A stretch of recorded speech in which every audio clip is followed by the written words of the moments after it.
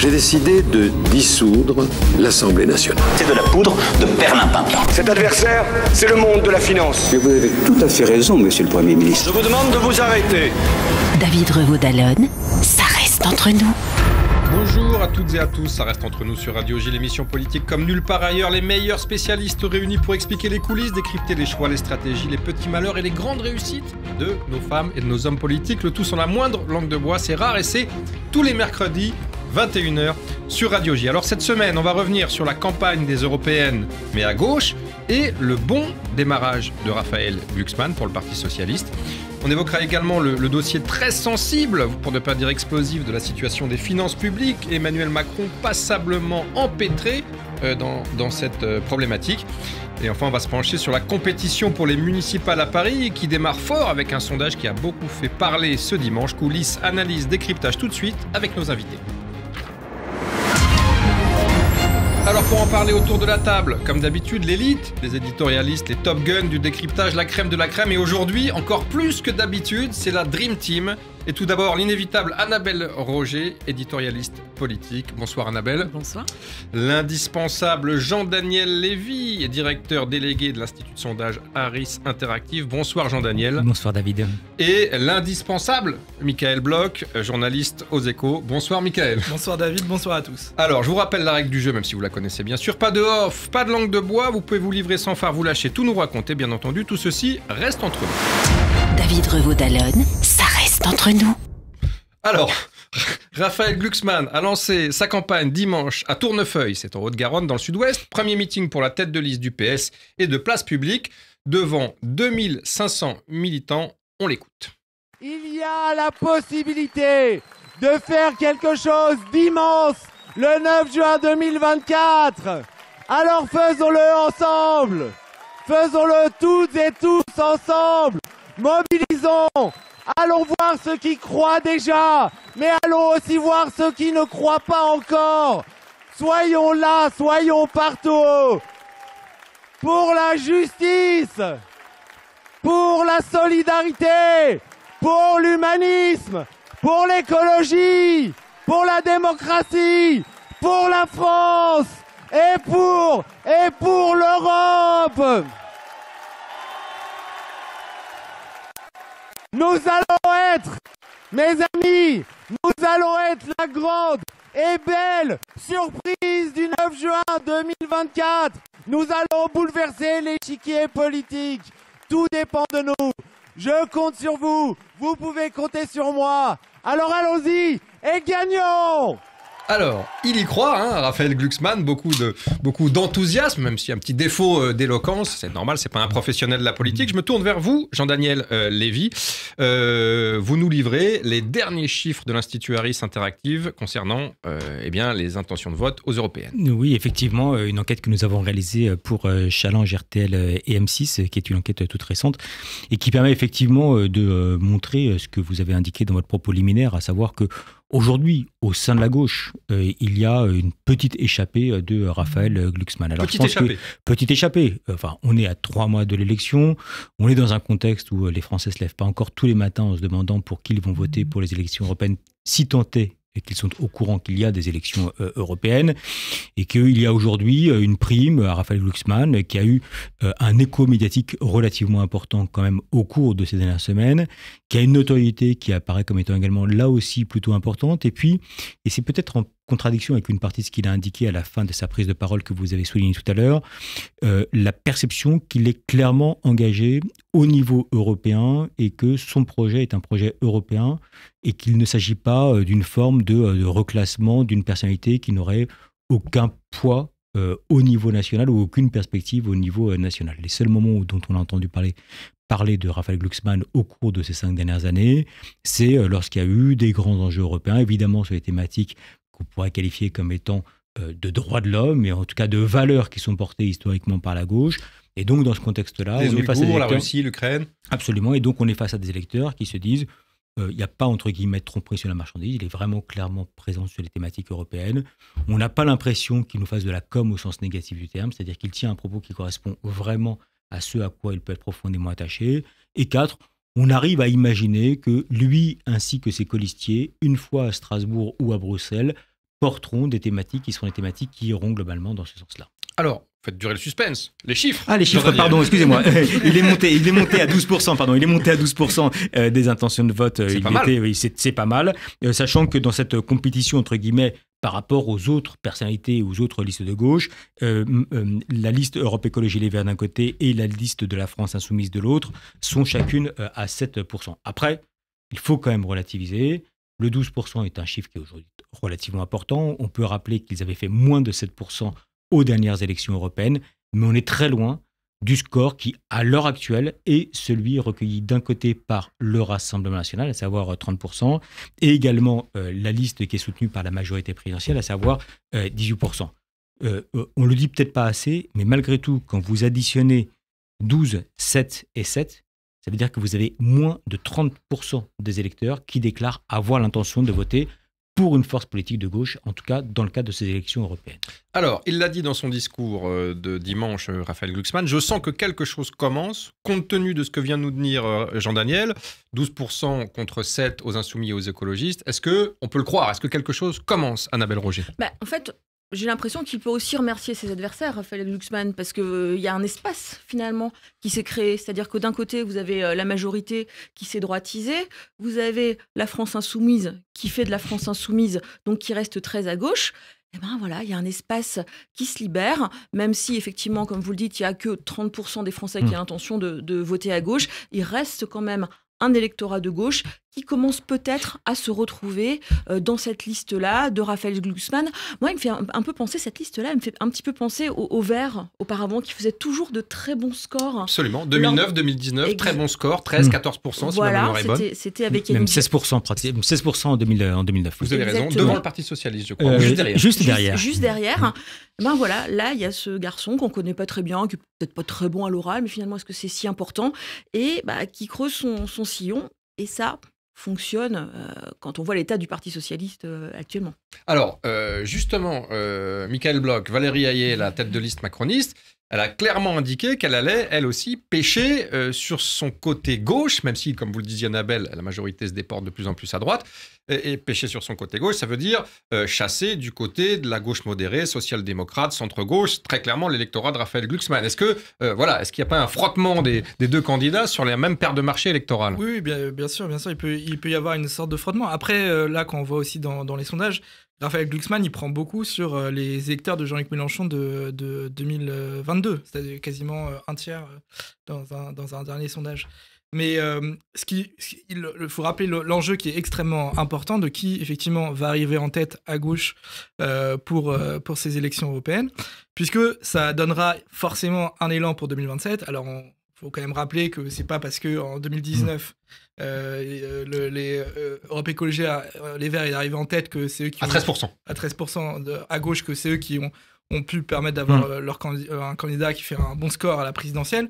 Mais ce que je veux dire par là, c'est que ça aura un impact, et Raphaël Glucksmann et le PS aura forcément beau jeu de dire, c'est à nous qui devrons porter ensuite le fer pour 2027, comme en 2009, après le bon score des écologistes. Alors, il faut rappeler que ça a permis aux écologistes d'avoir une force, un moyen de pression vis-à-vis du PS pour avoir un bon accord, pour avoir un certain nombre de députés en 2012, après que François Hollande ait gagné. L'accord avait été fait entre Martine Aubry et Cécile Duflot. Cécile Duflot, à l'époque. Si je me souviens bien. Qui avait atterri au gouvernement de François Qui Hollande. avait atterri au gouvernement. Donc c'est pour ça, même si ça ne voudra pas dire que si Glucksmann arrive en tête, le PS aura le candidat unitaire de la gauche en 2027, si tant est qu'il y a un candidat unitaire.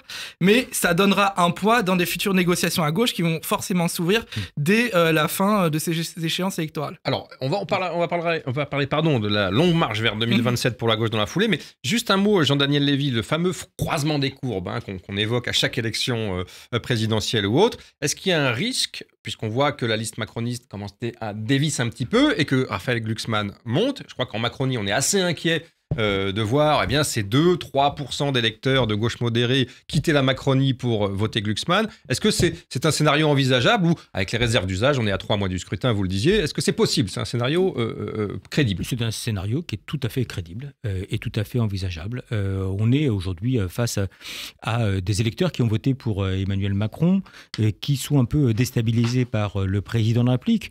Ils ne sont pas terriblement en colère contre lui, mais il y a une forme de déficit d'envie de pouvoir apporter son soutien à son égard. Alors après, il y a évidemment plein de facteurs qui vont jouer, mais on a aujourd'hui des électeurs qui se disent on a envie d'avoir une forme de dynamique, on a envie d'avoir un propos politique mené aujourd'hui au niveau européen, et quand on interroge les électeurs, ils ont la perception, en cohérence avec justement ce qu'on peut voir en termes d'intention de vote, c'est qu'il y a clairement une envie d'Europe, et puis l'idée de se dire qu'il y a une capacité à pouvoir faire quelque chose qui est porté à l'heure actuelle par Raphaël Glucksmann, encore une fois encouragé dans un moment médiatique qui a quand même été assez important le concernant. Et puis, dans un parallèle, peut-être une difficulté de pouvoir voir ce qu'est le projet aujourd'hui européen de Emmanuel Macron et également en fait de la liste qu'il soutient. On n'est plus exactement dans la même situation qu'on avait connue en 2019. En 2019, on était 2 ans après l'élection présidentielle de 2017. On était dans un moment en fait où en plus pour la première fois, un candidat à l'élection présidentielle avait fait distribuer des drapeaux européens dans le cadre de ses meetings nationaux et qu'il n'y avait pas de doute. C'est très impressionnant d'ailleurs. Moi, j'avais jamais vu ça de ma vie dans un meeting. Mais vous l'aviez jamais vu parce que ça ne s'était jamais produit. Donc voilà. Donc c'est normal. Donc c'était une vraie prise de parole forte de sa part. Et puis, on peut rappeler un engagement de campagne dans la fin de période de la part d'Emmanuel Macron qui avait boosté, si vous me permettez l'expression, les intentions de vote en faveur de la liste qui était conduite à l'époque par Nathalie Loiseau et qui avait permis de tangenter avec le Rassemblement national. Donc là, évidemment, on sait qu'en fin de campagne, Emmanuel Macron va être plus présent dans le cadre de la campagne. La véritable tête de liste de Renaissance. C'est la véritable tête de liste de Renaissance. On sait pas quelle est la tête de liste. On sait également en fait, qu'il y a des événements, qu'il y a des moments qui vont être importants. Il va y avoir le 8 mai et le 9 mai qui sont la fin de la Deuxième Guerre mondiale en Europe et puis également la Journée de l'Europe.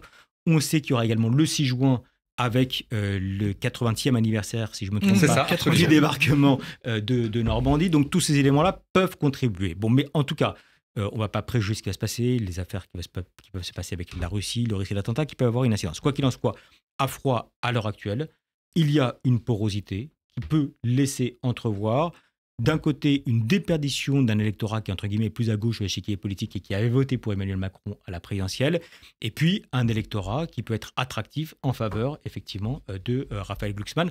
Encore une fois, peut-être pas pour redéfinir les contours de la gauche, pas toujours pour redéfinir le contenu de la politique nationale, parce qu'on sait que ce n'est pas la première motivation de vote des électeurs. Les électeurs répondent à la première question qui leur est posée, mais au regard de l'enjeu du projet européen. Alors, vous le disiez, pas forcément des lendemains qui chantent pour le Parti socialiste, mais on sait que c'est toujours compliqué.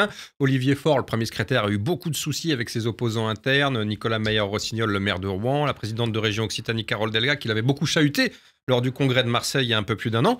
Mais là, on a constaté qu'au dimanche au meeting, ils étaient tous côte à côte, au premier rang, bons camarades. Ça y est, Annabelle, les socialistes sont enfin réunis ? Il ne faut pas rêver non plus. Je vous rappelle aussi que pour constituer la liste, ça a été un petit peu touchy. Elle a été accusée de ne pas être assez populaire. Représentatif. Donc, après, peut-être qu'ils sont un peu intelligents, finalement, et qu'ils se disent « Ah, enfin, on a quelque chose de positif qui peut nous arriver, et ça fait quand même pas loin de 10 ans que c'est pas arrivé, donc voilà, et puis c'est l'Europe finalement, puis Raphaël Glucksmann finalement, il inquiète personne. Alors, il n'y a plus beaucoup de classiques au Parti socialiste, mais voilà, il est, comme vous le disiez très justement, dans son créneau européen, il va pas faire de l'ombre éventuellement pour 2027, donc il n'y a aucune raison finalement de ne pas être derrière lui et de ne pas le soutenir. Donc oui, je pense que là, les socialistes, en tout cas jusqu'au mois de juin, feront bloc derrière Glucksmann, derrière cette liste. Alors, si on regarde un peu dans le détail son discours à Raphaël Glucksmann, il a fustigé sans le dire le bilan de Hollande en évoquant, je cite, une social-démocratie européenne qui serait débarrassée de toute forme de mollesse ou de compromission, sympa.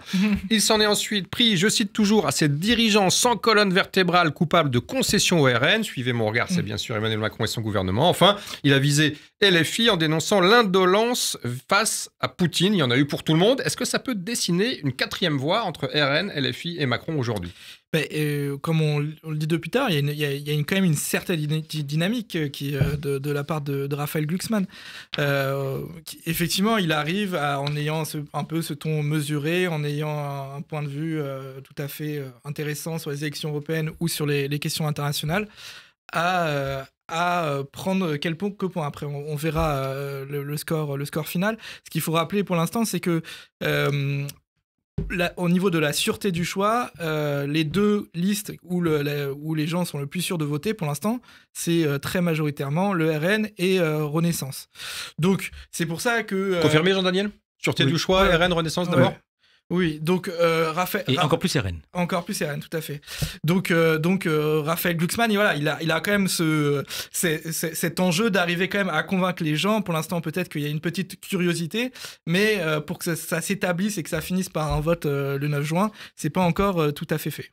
Annabelle, est-ce que vous avez le sentiment que le PS s'est trouvé un leader crédible pour la suite? Alors bien sûr, il faut attendre le résultat, mais est-ce que vous avez le sentiment qu'après les 1,6% cataclysmiques d'Hidalgo à la présidentielle, voilà, on a un candidat qui pourrait tenir la route. Je voulais juste revenir sur le côté gauche socialiste de Raphaël Glucksmann. Et vous disiez tout à l'heure, Valérie Hayer, elle va essayer d'aller attraper des voix de ce côté-là. Quand on est dans la même majorité que Bruno Le Maire, je lui souhaite bonne chance.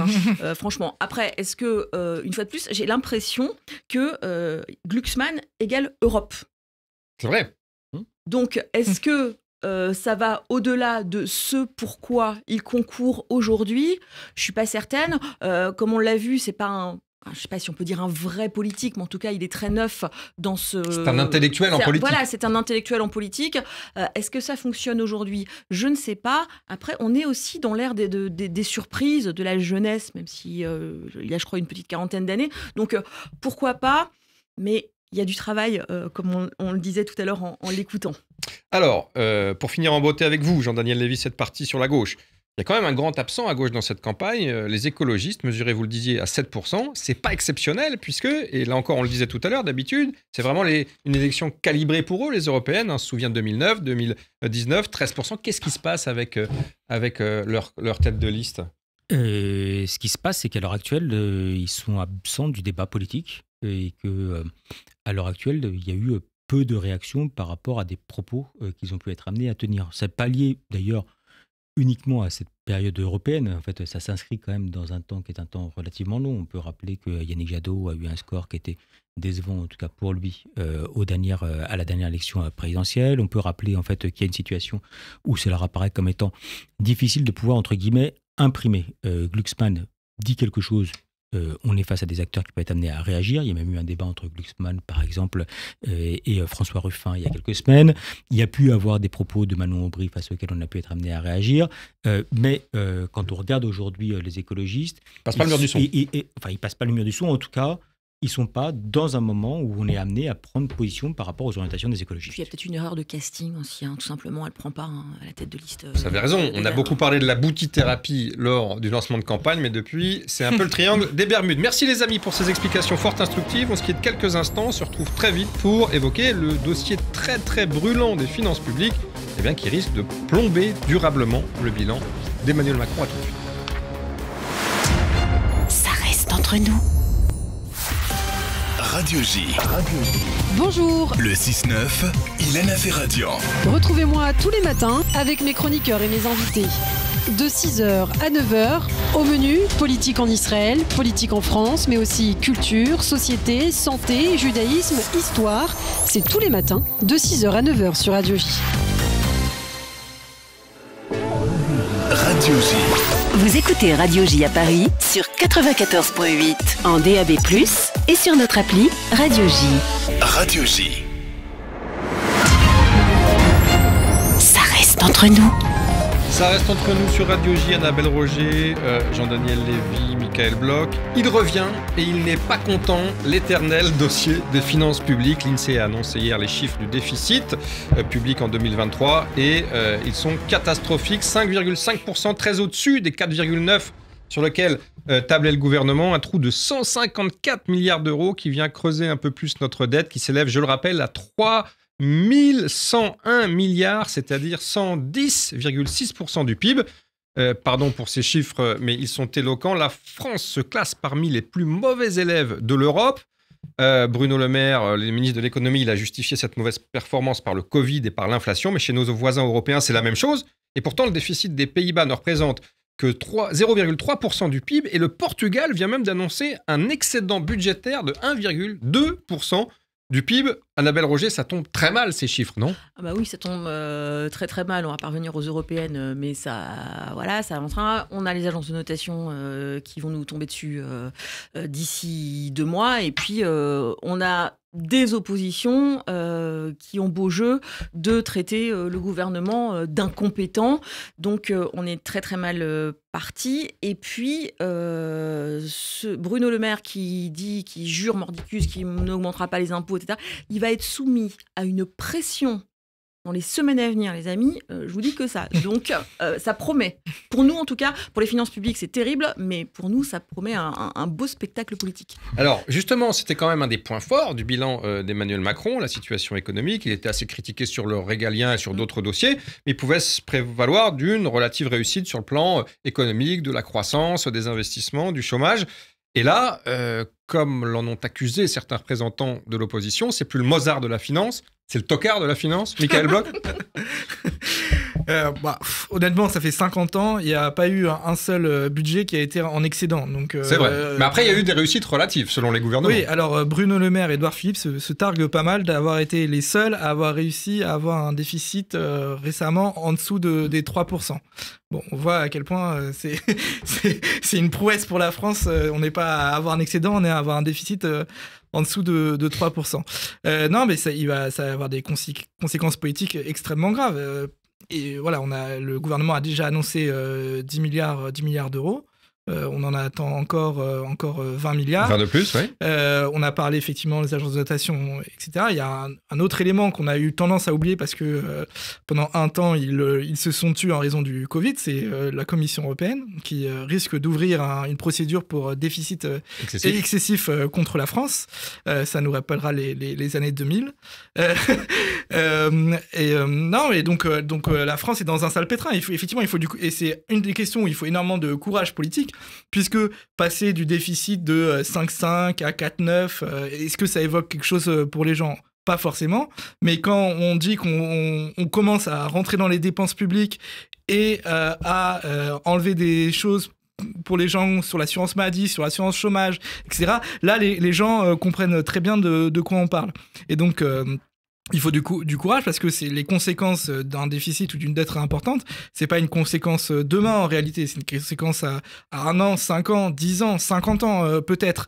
D'autres générations qui devront peut-être rembourser cette dette, ce déficit, etc. Mais ce qu'on sait, et c'est ce qui arrive à la Grèce, on est encore loin du cas de la Grèce évidemment, mais que parfois, plus on attend pour régler ce genre de problème, plus au moment où la potion amère qui doit être administrée est compliquée et très difficile. Et c'est effectivement ce qui est arrivé à la Grèce dans les années 2010. Alors, on va parler des pistes qui d'ailleurs suscitent un débat, pistes d'économie, un débat très très chaud au gouvernement. Mais je me tourne vers vous, Jean-Daniel. Est-ce que c'est une vraie question pour les Français, cette question de la situation des finances publiques, le déficit, la dette, ou est-ce qu'au fond, ça arrive très loin derrière le pouvoir d'achat, la question sociale, la sécurité, l'immigration, la situation géopolitique internationale ? Alors, la question de la dette et des déficits était la 19e motivation de vote des Français à la dernière élection présidentielle. 19e motivation de vote.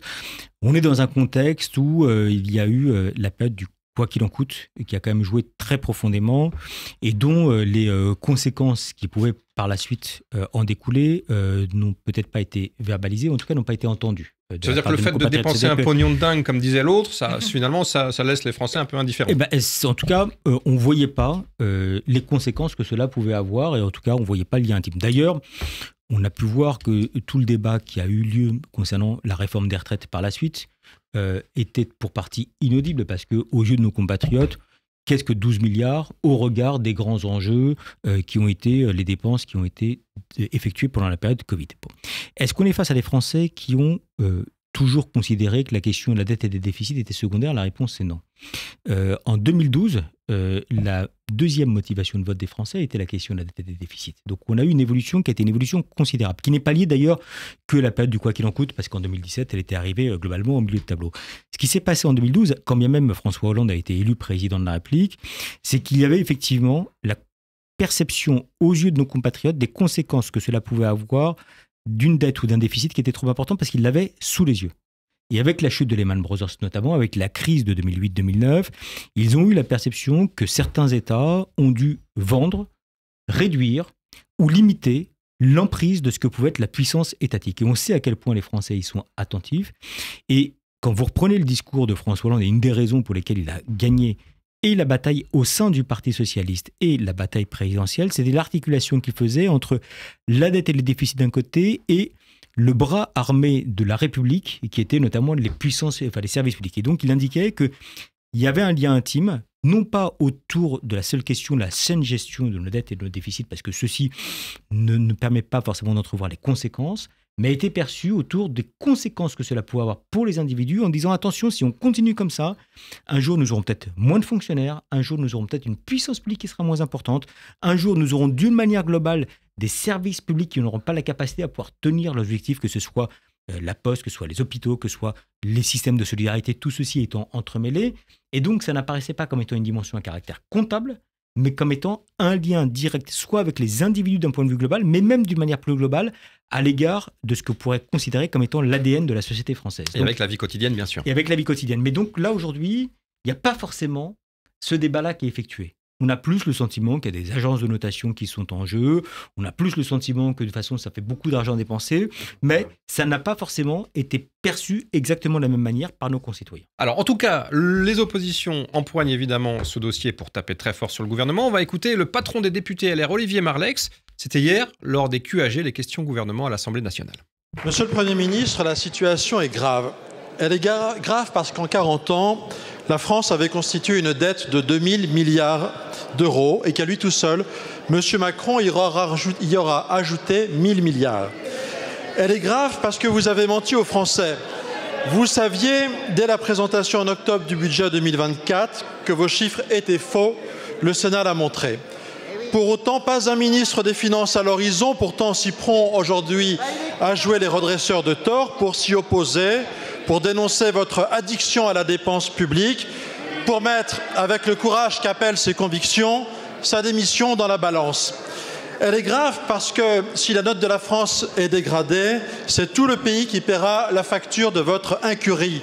Parce que cette hausse des taux s'appliquera aussi à tous les Français qui veulent accéder au crédit et qui ont déjà tant de mal à le faire. Ça peut marcher, ça, Michael Bloch, cet argument, même si Jean-Daniel Lévy expliquait à l'instant que finalement, ce n'était pas une des préoccupations premières des Français, les finances publiques, loin de là. Ouais, ce qu'on entend avec Olivier Marleix, c'est beaucoup de mauvaise foi quand même. Non, on ne peut pas vous laisser dire ça. C'est effectivement, et Bruno Le Maire a eu raison pour le coup de lui répondre à l'Assemblée. Effectivement, il y a une interview dans le Figaro où Olivier Marleix dit que LR a assumé avec courage de voter la réforme des retraites. On se rappelle qu'un tiers des députés LR ont voté la censure au gouvernement en raison du vote de cette réforme des retraites. Mais voilà, LR est aussi comptable que le gouvernement de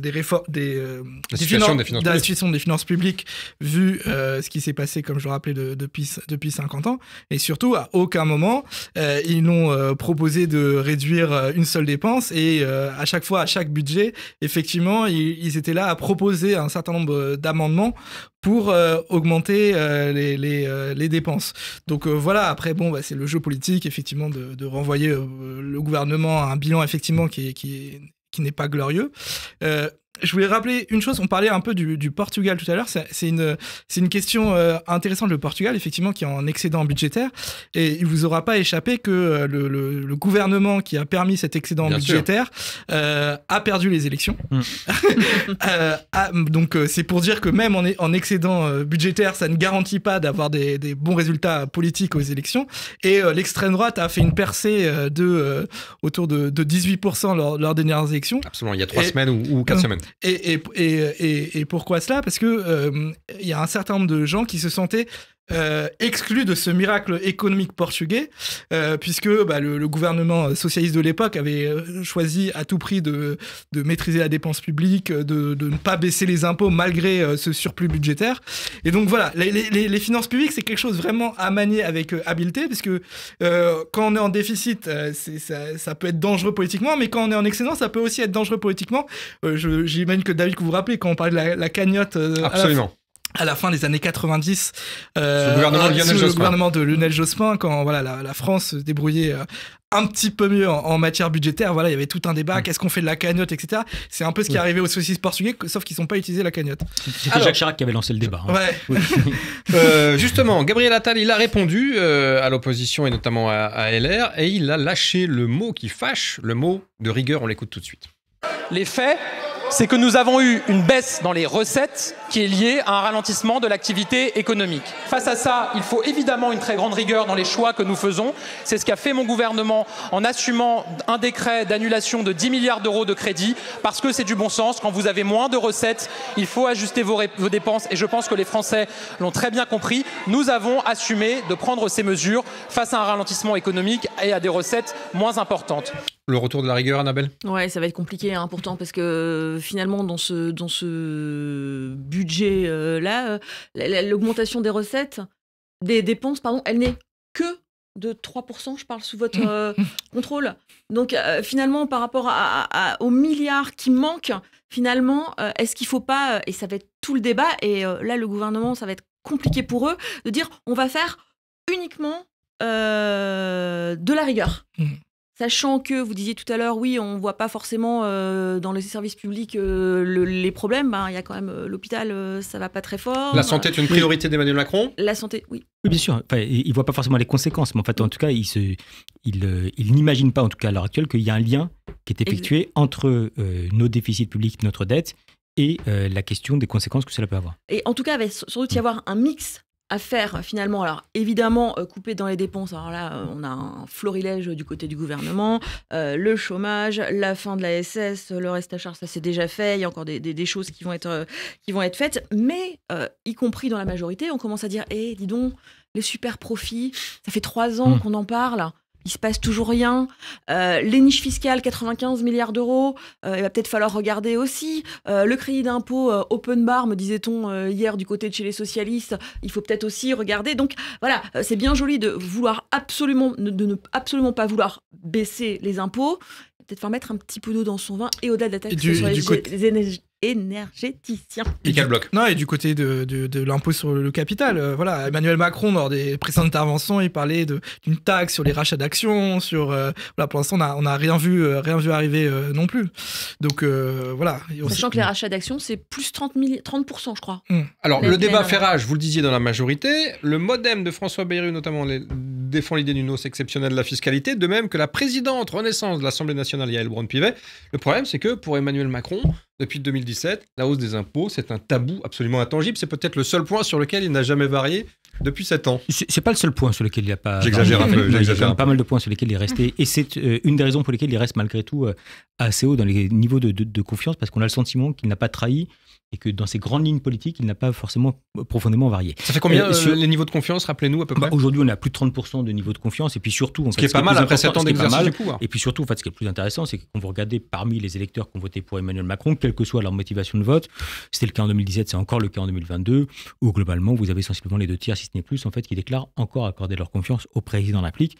D'autres présidents de la République auraient bien aimé avoir ce niveau de confiance ou de structure. Mais quoi qu'il en soit, c'est vrai qu'il a fait de la question de la non-augmentation des impôts, voire de la baisse des impôts, une ligne, et qu'a priori, si on écoute bien en fait ce qu'il peut dire ou ce qu'il dit, c'est qu'il n'a pas du tout l'intention de changer de registre. Là où il va effectivement avoir une pression, c'est qu'il a une pression, comme vous l'avez indiqué, de la part d'un certain nombre d'acteurs politiques, de la part de François Bayrou, c'est pas tellement étonnant, de la part de Yaël Braun-Pivet, un peu plus, mais il y a également une pression d'opinion. Il y a une pression d'opinion parce que les Français sont épris de justice et d'égalité. Et que derrière, aujourd'hui, la situation économique que l'on connaît, il y a la perception, à tort ou à raison, que les inégalités augmentent dans notre pays, qu'il y a des richesses qui sont des richesses qui apparaissent comme étant indues. Le terme super profit est effectivement un terme qui est aujourd'hui critiquée de manière manifeste de la part de nos compatriotes et même de personnes qui ne sont pas forcément à gauche ou très à gauche sur l'échiquier politique. Ça embraye sur une partie de l'électorat à droite, mais ça embraye surtout, et la situation portugaise, je pense, doit nous interroger collectivement, auprès d'électeurs qui sont très à droite et qui sont enclins à voter pour Marine Le Pen. Et que lorsqu'elle indique que globalement il y a des formes d'injustice, elle est entendue à ce niveau-là. Il y a un discours qui est un discours extrêmement, on va dire, dur, entre guillemets, de la part d'ailleurs de Bruno Le Maire, et qui donne le sentiment que les politiques qui peuvent en déployer peuvent plus toucher les catégories populaires que les catégories supérieures. On peut rappeler qu'à l'initialisation du premier mandat d'Emmanuel Macron, il y a 2 mesures qui ont été dévastatrices d'un point de vue d'opinion. C'est la suppression de l'ISF, et personne n'a parlé du remplacement par l'IFI, en tout cas ça n'a pas été entendu. L'impôt sur la fortune immobilière. Absolument. Et puis en parallèle, la réduction de 5 € des APL, c'est-à-dire les aides au logement. Je ne dis pas qu'on est dans le niveau du symbole, mais 5 € ne changent pas fondamentalement la vie des Français. La suppression de l'ISF n'a pas grévé fondamentalement les recettes non plus aujourd'hui de l'État, mais on a eu un symbole qui a été un symbole fort, qui a fait qu'on a un peu comme le sparadrap du capitaine Haddock, vu le terme président des riches qui était accolé de manière systématique au président de la République et aux différentes mesures, quelles qu'aient été ces mesures qui ont été prises par les différents gouvernements successifs. François Hollande a même parlé de président des très riches. Oui, en tout cas, ce qui est intéressant, c'est que d'un point de vue d'opinion, ça a marqué. L'idée qu'effectivement, qu'il y a une forme d'inégalité qui était menée, et on sait que les Français sont extrêmement sensibles à cela, et que c'est aujourd'hui un risque politique majeur d'avoir le sentiment que oui, il y a des mesures qui sont prises, mais qui plus est, que si jamais ces mesures devaient apparaître comme étant injustes socialement. Alors, certains, au sein de la majorité, profitent de la situation pour jouer leur carte personnelle. On constate que l'ex-premier ministre Édouard Philippe et que le ministre de l'économie, Bruno Le Maire, tentent de se positionner sur ce créneau de la dette et des déficits. Dans la perspective de 2027, Le Maire vient de publier un livre, La Voix française, où il dénonce, je cite, l'addiction à la dépense publique. Ça rappelle un peu Laurent Fabius qui parlait des dépensolâtres et des étatophiles, si ma mémoire est bonne, ou le contraire. Je rappelle au passage que Bruno Le Maire est quand même ministre de l'économie depuis 7 ans, installé à Bercy. Le sérieux budgétaire, ça veut dire que c'est le nouveau théâtre de la compétition entre héritiers potentiels du président Macron pour 2027, Annabelle ? Oui, très certainement, parce qu'ils n'ont pas le choix, tout simplement. Donc, ces deux-là, pour parler d'Édouard Philippe et de Bruno Le Maire, effectivement, on dit course à l'échalote, j'aime pas trop cette expression, elle est un peu vieillotte, mais effectivement, en tout cas, compétition, ça c'est sûr. C'est là-dessus que ça va se jouer, mais franchement, entre nous, Yael Braun-Pivet, mais sur un autre registre, fait pas autre chose, pardonnez-moi, en jouant elle-même sa propre partition. Et n'oublions pas François Bayrou. Après, le Joe Biden, qui ambitionne d'être le Joe Biden de la future présidentielle. Après, comme vous le dites vous-même, les Français, ils sont encore assez insensibles, j'ai l'impression qu'ils ne comprennent rien. Donc, est-ce que c'est une bonne stratégie ? Moi, j'ai un énorme doute. Mickaël ? Oui, et dans les noms que vous avez cités, Bruno Le Maire et Édouard Philippe, il ne faut pas oublier le Premier ministre Gabriel Attal, qui était aux 20h ce soir, et qui a parlé des déficits publics. Mais voilà, c'est pas un hasard si c'est le premier à avoir employé à l'Assemblée le mot de rigueur. C'est pas un hasard, effectivement. Donc ça renvoie à tout ce on rappelle à nos auditeurs le tournant de la rigueur de 1983, quand François Mitterrand avait décidé de changer politique après une politique très distributive et keynésienne, de demande. Politique de demande était revenue à une politique un peu plus de l'offre, notamment en raison de l'Europe, mais pour d'autres raisons également, parce que les finances de la France étaient particulièrement dégradées. Mais voilà, si Gabriel Attal utilise le mot de rigueur, voilà, je pense que c'est pas un hasard. Et il faut se rappeler, alors je revoyais la déclaration de François Mitterrand, il faut se rappeler qu'en 1983, il avait fait une adresse solennelle aux Français pour annoncer cette rigueur. C'était resté, effectivement, vous l'avez rappelé, comme un tournant historique. Et voilà, je vous rappelle la phrase, à quel point il y avait des circonvolutions dans la phrase de François Mitterrand pour annoncer la rigueur. Alors, il ne s'agit pas de mettre en forme je ne sais quelle forme d'austérité nouvelle, mais de continuer l'œuvre entreprise adaptée à la rigueur des temps. Voilà, et c'était resté comme le tournant de la rigueur de 1983. Avec des grosses implications, évidemment, sur le plan politique et électoral. Et le terme rigueur, qui sur le papier est quand même un terme plutôt vertueux, qui a été considéré comme étant un terme absolument terrible. Effectivement, vous l'avez indiqué, David, des conséquences par la suite qui ont été effectuées. Une déstabilisation en fait d'une partie de l'électorat de gauche, des communistes qui n'étaient plus qui quittent le gouvernement. Qui quittent le gouvernement. Bon, à l'époque où les communistes pesaient quand même un peu plus que ce qu'ils pèsent à l'heure actuelle, mais enfin, en tout cas, il y avait eu des conséquences politiques majeures, sachant que François Mitterrand n'avait pas fait non plus de sa grille de lecture économique le point central des motivations de son élection à son égard. Voilà. On se rappelle qu'il avait un peu travaillé, qu'il avait eu quelques altercations avec, à l'époque, Valéry Giscard d'Estaing là-dessus, indiquant qu'il n'y avait pas le maître et l'élève, mais que tout le monde savait très bien que ce n'était pas le sujet de préoccupation premier de la part du futur président de la République. Ce qui est très différent avec la situation d'Emmanuel Macron. Le tournant de la rigueur 2.0 qui ne fait que commencer. Donc, merci les amis pour ces explications. On se quitte quelques instants, on se retrouve très vite pour évoquer la bataille de Paris qui est lancée. À tout de suite. Ça reste entre nous. Radio J, le 6-9, Ilana Ferradian. Tous les matins à 7h45 sur Radio J, Christophe Barbier. Je vous retrouve tous les matins dans le 6-9 d'Ilana Ferradian avec un invité politique chaque jour. C'est le Barbier du matin. C'est tous les jours à 7h45 sur Radio J. Radio J. Vous écoutez Radio J à Paris sur 94.8 en DAB+, et sur notre appli Radio J. Radio J. David Revaud-Dallon, ça reste entre nous. Ça reste entre nous, Annabelle Roger, Jean-Daniel Lévy, Michael Bloch. C'est un sondage qui a fait beaucoup de bruit, sondage Ipsos pour la Tribune Dimanche qui a testé les différents scénarios en vue des municipales à Paris pour 2026. Et quel que soit le scénario et les adversaires en lice et la configuration, la ministre de la Culture Rachida Dati serait largement en tête. Un exemple, si elle conduisait une liste rassemblant à la fois les macronistes et LR, c'est bien sûr l'hypothèse la plus favorable, elle obtiendrait 38% des suffrages, alors que Anne Hidalgo, quelle que soit l'hypothèse, plafonnerait entre 12 et 14%. Les jeux sont faits, Jean-Daniel Lévy ? Les jeux sont absolument pas faits. Voilà.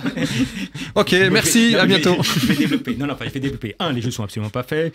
Là encore, on est dans une période où bien malin celui qui pourra savoir dans quelle situation nous serons dans 2 ans. Bien malin même pourra savoir si Anne Hidalgo sera effectivement candidate ou pas, parce qu'elle n'a pas été, on va dire, des plus clairs à ce sujet. Malgré tout, cette enquête livre extrêmement à nos yeux d'éléments intéressants. Le premier aspect, c'est qu'il y a aujourd'hui un niveau d'appréciation d'Anne Hidalgo, que ce soit personnel ou politique, qui est faible, voire très faible. Quand vous regardez en fait la liste d'appréciation en fait des différentes personnalités, vous avez aujourd'hui 68% des Parisiens qui déclarent avoir une mauvaise opinion d'Anne Hidalgo, ce qui est pas génial pour pouvoir partir en campagne, mais le plus intéressant à nos yeux, c'est que vous avez une personne sur 2 qui se déclare proche du Parti socialiste, qui déclare avoir une mauvaise opinion d'Anne Hidalgo. Donc même au sein de son camp politique à proprement parler, elle est quelque peu en difficulté. À titre de comparaison, quand vous regardez Rachida Dati, moins d'un Parisien sur 2 déclare avoir une mauvaise opinion, contre plus des 2 tiers qui déclaraient la même chose pour Anne Hidalgo. Et alors que vous avez un sympathisant socialiste sur 2 qui déclare avoir une mauvaise opinion d'Anne Hidalgo, vous avez uniquement 20% des personnes qui sont proches des Républicains qui disent la même chose concernant Rachida Dati. Donc il y a une difficulté d'un point de vue global, mais même quand vous regardez auprès des segments électoraux, ou enfin en tout cas de la base à partir de laquelle vous êtes censé constituer pour potentiellement élargir par la suite, ça apparaît comme étant plus difficile pour Anne Hidalgo que pour Rachida Dati. Puis peut-être le troisième aspect qui nous apparaît comme étant important, c'est que Anne Hidalgo avait recueilli 29% des suffrages au premier tour des dernières élections municipales. Là, comme vous l'avez indiqué, elle a un score qui, à l'heure actuelle, qui lui est crédité de 2 fois moins que ce dont elle avait pu bénéficier. Et à l'inverse, Rachida Dati, qui avait réuni un peu plus de 20% des suffrages, là, effectivement, dans l'hypothèse qui apparaît comme étant la plus probable, réaliserait 16 points de plus au premier tour des élections municipales. Et même dans l'hypothèse où elle n'aurait pas le soutien des Républicains et où les Républicains présenteraient une liste, l'impact apparaîtrait comme étant relativement limité. Donc, il y a bien une personnalité de Rachida Dati qui joue. Donc, voilà. Les jeux ne sont pas faits, mais en tout cas, sur la piste de départ, ça apparaît comme étant un peu difficile. Peut-être un point qui n'a rien à voir, mais enfin, en tout cas, qui m'apparaît comme étant important de souligner. On a toujours indiqué que Paris était une des zones géographiques en France qui était la plus rétive à voter pour le Rassemblement national. C'est vrai. On peut rappeler en fait que le Rassemblement national, au cours des dernières élections municipales, c'est moins de 2% des suffrages, et que là, dans le cadre de cette enquête, c'est 11% des électeurs qui indiquent qu'ils seraient susceptibles de voter pour le Rassemblement national. Alors, un sondage ne fait pas l'élection. Un sondage à 2 ans ne fait encore moins l'élection, mais ne serait-ce que cette petite donnée d'opinion, à mon avis, est à considérer, pas uniquement pour Paris, mais également pour la réflexion nationale qu'on peut avoir. Non, très intéressant, parce qu'effectivement, le petit village qui résiste encore et toujours à l'envahisseur, visiblement, résiste de moins en moins, et c'est d'ailleurs le cas pour beaucoup de zones géographiques et beaucoup de catégories sociales. Je reviens sur Anne Hidalgo, donc, avec les réserves d'usage qu'évoquait notre ami Jean Daniel. C'est quand même assez plombé, effectivement, le désamour des électeurs socialistes. Je rappelle qu'elle a quand même fait 1,6% à la présidentielle de 2022, mais je rappelle aussi au niveau local. Oui, mais je rappelle aussi qu'un an avant les municipales de 2020, elle était déjà donnée complètement perdue et qu'elle avait réussi à se faire réélire. Michael. Oui, alors je ne sais pas si vous avez fait ce petit jeu en parlant de la situation à Paris avec des proches, voilà, comme ça. En général, ils disent, mais ils se plaignent d'Anne Hidalgo, hein, c'est un jeu classique à Paris. Et la phrase suivante, c'est, mais je comprends pas, mais qui a voté pour Anne Hidalgo? Je connais personne qui a voté pour Anne Hidalgo. Vous avez déjà entendu ça? Moi, alors évidemment, il y a des bulles de fruits, de filtres, etc. Voilà, faut pas. Mais ça m'a fait penser. Faut se rappeler les scores effectivement de 2017, marqués par une très forte abstention, une abstention plus importante que d'habitude, mais la liste Anne Hidalgo et les Verts au premier tour, ils étaient séparés, ils font 40%. La liste En Marche, Dati et Villani, puisqu'il y avait une dissidence, ils font 47%. Donc, une des raisons, c'est pas la seule, une des raisons pour lesquelles Anne Hidalgo a gagné en 2020, c'est aussi parce que le centre, la droite, le centre-droit était divisé. Donc, une des choses les plus importantes pour gagner en 2026, c'est effectivement, s'ils veulent gagner ensemble, c'est d'avoir une union véritable entre le centre et la droite. Et c'est vrai que l'arrivée de Rachida Dati au gouvernement, ça va forcément aider sur ce point-là. Mais voilà, parce que vous le rappelez, en 2020, Anne Hidalgo a été peut-être un peu plus populaire que maintenant, mais elle était déjà impopulaire. Les gens n'ont pas forcément voté Anne Hidalgo par plaisir. Ils ont aussi une compétition, ça se fait avec des membres en présence. On se rappelle forcément de la municipale de 2020 avec la péripétie Benjamin Griveaux, Agnès Buzyn qui arrive au dernier moment, En Marche qui effectivement, ou qui a toujours fait des très bons scores à Paris au présidentiel, qui arrive divisé, pas d'accord entre la droite et le centre. Et n'oublions pas que le contexte général, avec l'élection en période de Covid, un écart énorme entre le premier et le deuxième tour, et une participation, si ma mémoire est bonne, extrêmement faible. Ah oui, une participation effectivement extrêmement faible, et qui d'ailleurs n'avait pas remonté au deuxième tour alors qu'on était sorti de la période de confinement. Alors, à noter un élément intéressant, Annabelle Roger, dans ce sondage, Gabriel Attal, qui avait lui aussi fait part de ses ambitions pour Paris, il ferait moins bien que Rachida Dati, 28% seulement. Il s'était quand même, lui, beaucoup intéressé au cas de la capitale, le Premier ministre. Mais après, dans cette affaire, moi, je trouve ça passionnant. Et évidemment que c'est parti. Sauf que moi j'ai l'impression qu'il y a plutôt des primaires dans tous les sens pour l'instant. C'est-à-dire que Anne Hidalgo, qu'est-ce qu'elle va faire? On n'en sait fiche trop rien pour l'instant, de ce que je comprends. Elle va attendre dehors comment se passent les JO. Si ça se passe bien, on se dit oh tiens, j'ai peut-être dans un sur un malentendu ça peut marcher. Exactement, ça peut passer. Mais enfin il y a David Béliard qui est en embuscade. Son premier adjoint, Emmanuel Grégoire. Pardon, c'est de lui je parlais. Je viens de confondre. Vous parliez tout à l'heure, Jean Daniel, d'une grille de départ. Pour l'instant il n'y en a qu'une qui court. C'est Rachida Dati. Donc finalement c'est pas si illogique qu'elle soit en tête, parce qu'elle fait du bruit, et puis s'il y en a une qui sait faire campagne et qui va cash, c'est Rachida Dati. Gabriel Attal, alors je vous signale juste qu'il est élu d'une petite commune où j'habite. Qui s'appelle Montrouge, je crois. Qui s'appelle Vent. Ah, Vent, pardon. Donc voilà, et puis je pense que les Français estiment qu'il a un peu autre chose à faire pour l'instant. Par ailleurs, il y en a d'autres qui ont des ambitions, je pense à Clément Beaune, Pierre-Yves Bournazel, je suis pas sûr qu'il laisse sa place. En tout cas, il n'a pas l'air disposé. Pas l'air disposé pour l'instant. Est-ce que cette promesse qui a été faite à Rachida Dati par Emmanuel Macron, elle va tenir dans 2 ans? Est-ce qu'il aura encore les moyens, le président de la République, de l'assurer ça? Comment elle va évoluer, cette majorité? On n'en sait rien. Alors c'est sûr que c'est pas du côté des Républicains qu'il y aura un candidat comme ça qui va émerger. Je crois moyennement Francis Spinner, franchement. Mais voilà. Ça reste entre nous. Ça reste entre nous, tout reste entre nous. Mais je pense qu'il y a énorme... Et puis, il y a quand même un électorat de gauche qui est encore bien présent. Le problème, c'est pas la gauche, le problème, c'est effectivement à l'heure actuelle, Anne Hidalgo. Et à titre personnel, je crains que ça dure quand même. Alors, à gauche, on sait que les écologistes sont quand même plutôt bonne cote dans la capitale, Jean-Daniel Lévy. Est-ce que, compte tenu de ce sondage qui indique une liste conduite par l'écologiste Yannick Jadot arriverait en tête de la gauche et obtiendrait 17 à 18%, c'est quand même une progression significative, est-ce qu'il ne devrait pas être le candidat d'une gauche unie pour avoir des chances de l'emporter ? On est quand même dans un scrutin à Paris, enfin dans toutes les élections municipales, qui est un scrutin à 2 tours, et on est également dans un contexte où en fait il y a un vote qui est effectué par arrondissement, en tout cas jusqu'à présent. Donc je pense qu'il faut l'avoir à l'esprit. Donc on peut être très bien minoritaire en termes électoraux et gagner au final à partir du moment où on est présent de manière suffisamment forte pour les différents dans les arrondissements qui propose le plus de personnes qui sont élues au Conseil de Paris. Il y a aujourd'hui peu de risques pour les listes de gauche d'être disqualifiées à l'issue du premier tour. Donc leur intérêt, c'est pas forcément de fusionner avant le premier tour. Donc on sait que le Parti communiste à Paris, historiquement, fait alliance avec le Parti socialiste. On le voit parce qu'ils ont également un certain nombre d'élus qui sont présents. C'était le cas de Diane Brossat pendant un petit bout de temps, même si maintenant il est sénateur. Mais il n'y a pas forcément d'intérêt. Et que si jamais il y a primaire, pour reprendre votre terme, ça sera une primaire dans le cadre de l'élection où au final, à l'issue du premier tour, on verra les choses. Bon, on a quand même une forme de spécificité à l'heure actuelle. Effectivement, pour la première fois, ça n'a jamais été mesuré, des écologistes qui seraient devant une liste socialiste.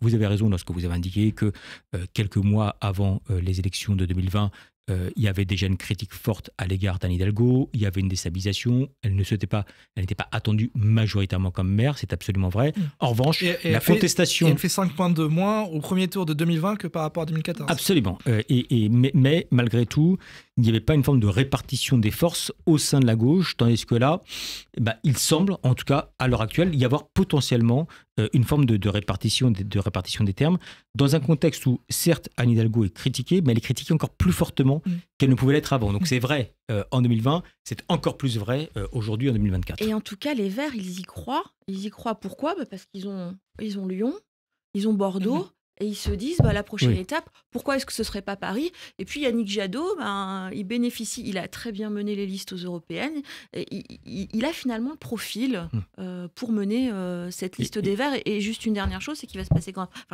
en avril 2025, peut-être que le mode de scrutin va changer. Absolument. Alors oui, le mode de scrutin, la majorité travaille actuellement à une réforme de la loi PLM, la fameuse loi Paris-Lyon-Marseille, qui aboutirait à ce que dans ces 3 villes, les maires soient élus directement par les habitants et non plus au niveau des arrondissements. Jean-Daniel ? Enfin, élus par les colistiers qui sont majoritaires au sein des... Parce qu'en fait, on n'élit pas directement, le maire, on élit une liste. Oui, effectivement, c'est le cas. J'ai aucune idée si cette loi peut être amenée à aboutir. En tout cas, Emmanuel Macron a l'air très motivé pour la faire avancer. En tout cas, Emmanuel Macron est motivé. On sait que l'agenda parlementaire risque d'être chargé à un moment ou à un autre. Il n'est pas certain en fait, que les dimensions institutionnelles l'emportent si jamais il devait y avoir des grands enjeux politiques ou sociétaux. Bon, quoi qu'il en soit, c'est vrai que ça bouleverserait assez nettement la donne. C'est vrai qu'en fait, ça aurait des incidences sur le résultat du scrutin. C'est vrai que ça peut même modifier le type de comportement de la part des électeurs. Ça peut laisser effectivement une place un peu plus importante pour une force politique dont on se dit qu'on n'est pas forcément certaine comme les socialistes. C'est peut-être être bénéfique justement dans le rapport socialiste-écologiste où en fait où les électeurs peuvent se dire au final est-ce qu'on veut vraiment confier la responsabilité à un écologiste ou à un socialiste. Peut-être juste pour compléter ce que vous aviez indiqué, ce qui est intéressant, c'est que les villes, vous avez parlé de Lyon, vous avez parlé de Bordeaux, on peut parler également de Strasbourg, on peut parler également de Marseille, on peut parler également d'autres communes. Un des points communs, c'est qu'à chaque fois, on était à une forme de force politique qui était à bout de souffle. Et avec des électeurs qui ont été capables de voter pour des écologistes en se disant que c'était une nouvelle alternative avec un projet politique qui leur apparaissait comme étant relativement clair. Et c'est vrai qu'à Paris, à l'heure actuelle, ça fait 10 ans qu'Anne Hidalgo est maire de Paris, il y a peut-être la perception de la part des citoyens qu'il y a un système qui arrive également pour partir à bout de souffle. Alors il y a un autre game changer, pour finir en beauté cette émission, outre le mode de scrutin, il y a quand même les affaires. Et Rachida Dati, il faut le rappeler, elle est mise en examen dans l'affaire Renault-Nissan. Un procès pourrait intervenir avant mars 2026, date de l'élection, et ça pourrait quand même la plomber, Michael. Oui, forcément. C'est une question qu'il faut effectivement ne pas négliger. Après, voilà, on a vu des ministres être mis en examen, arriver au prétoire en ayant des réquisitions du procureur annonçant des choses assez fortes et ressortir libre et sans condamnation du tribunal. On a même vu des élus condamnés et être réélus, je pense notamment à Alain Carignan à Grenoble, et il y en a d'autres. Oui, tout à fait. Donc non, mais la question de l'incarnation de la liste pour 2026 et de l'union ou pas entre les macronistes et LR, effectivement, ça sera extrêmement important. Faut rappeler juste un dernier point historique peut-être avant de se quitter, c'est qu'en 2001, si la gauche parvient à gagner Paris, c'est en grande partie parce que la droite était divisée entre, à l'époque, Séguin et Tibéri. Et était majoritaire en voix. Et qu'il y avait un paquet d'affaires, notamment liées à la gestion Jacques Chirac et de Jean Tibéri. Donc voilà, si les macronistes ne veulent pas être les plus bêtes du monde comme la droite, comme on l'appelait à l'époque, voilà, il va falloir s'unir d'une manière ou d'une autre, comme le rappelait Annabelle. Il y a un certain nombre de candidats sur la liste de départ côté macroniste, mais pour gagner, il faut en général être seul et pas être divisé comme en 2020. Eh bien, merci à tous les trois, les amis, pour vos infos, explications lumineuses et vos éclairages. Nous savons tout de la campagne de Raphaël Glucksmann, du dossier des finances publiques et de la campagne qui démarre déjà à Paris pour 2026. Bonne soirée, bonne fin de semaine à tous. À mercredi prochain, 21h. D'ici là, bien sûr, je compte sur vous et votre discrétion. Tout ce qui est à Radio J reste à Radio J. Tout ceci reste entre nous. Excellente soirée et à très bientôt.